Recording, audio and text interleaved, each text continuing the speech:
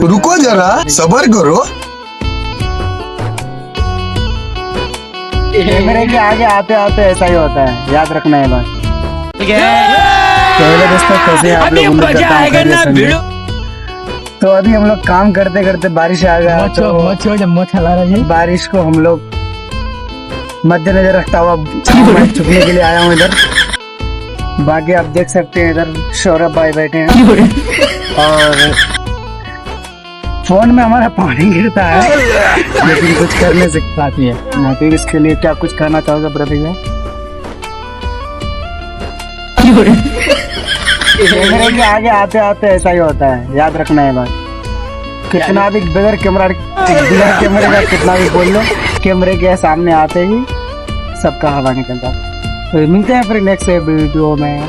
जब तक के लिए लाइक करो, शेयर करो, दबा के कमेंट। मिलते हैं फिर नेक्स्ट